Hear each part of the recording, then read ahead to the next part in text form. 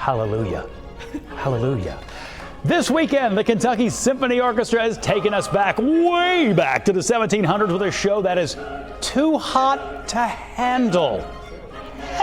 And as they always say, if it ain't Baroque, don't fix it. Kentucky Symphony Orchestra conductor J.R. Cassidy joins us now to talk about the show. J.R., how are you, my friend? I'm great, Bob. Oh, man. So, I was just asking you how the last concert went with the disco stuff, but that's what's so special about what you do. You can do that. You can bounce around here. How do you make this kind of music more approachable? Summer is supposed to be fun for everybody, sure, right? The musicians, the crowd, everybody. So, and then we also have to be, since we call ourselves an orchestra, correct? We can do the disco, we can do the craziness and the nostalgia, but sometimes you just got to do some classical music. Sure. But you don't necessarily have to do it the way everybody does it. Well, because everybody thinks it's kind of stuffy. You know what I mean? Yeah. So how do you make it not so stuffy? Well, you allow people to participate. Okay. Like you have the Hallelujah chorus. We are actually going to have a sing-along Hallelujah chorus. Perfect. We have scores that people can pick up from our volunteers. Good. And we have big signs, like the vocalist will go out there, and we have 4 that'll lead it, and a soprano, alto, tenor, bass. You'll be cueing everybody. Yeah. Oh yeah. And so everybody can just sit around and participate and give it a shot. I do like a group participation number. I definitely do. And why not? It's 300 years old.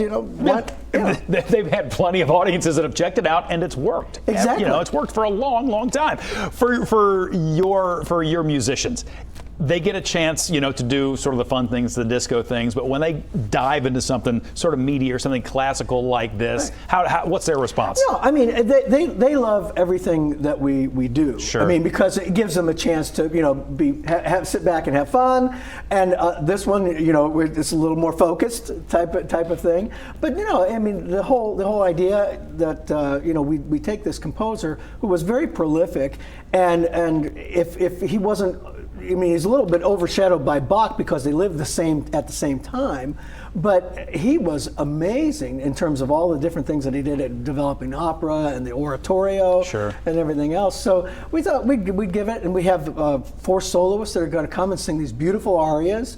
We're doing, the water music, which was on a barge that the king would sail down the river, and Handel's musicians would be on the barge playing, and the like. So and then we end with the royal fireworks music, and this was actually written to accompany a fireworks display. Really? Yeah. Oh, I didn't know that. Yeah, back in 1741 or something like that. I just don't think of as many fireworks back in the 1740s. Yeah, well, they did, but the problem, it never happened back in 1741 because the building a couple days before caught fire and all the fireworks blew up at the same time.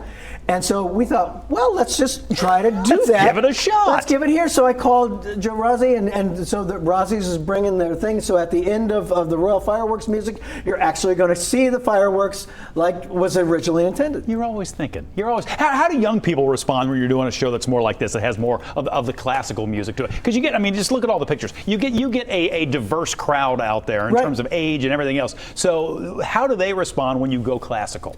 They actually like it a lot. Yeah. Because they learn a lot. Because we talk about it. We share. This. Sometimes they're trivial. Sometimes they're real facts and type of things. But they walk away knowing more than they did before they came.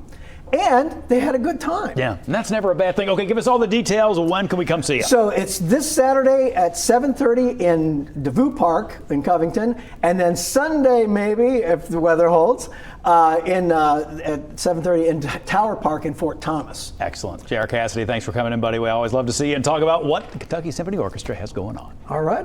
Take care. Thanks for checking out the Local 12 YouTube channel. Click the links and tap subscribe to get notified anytime we post.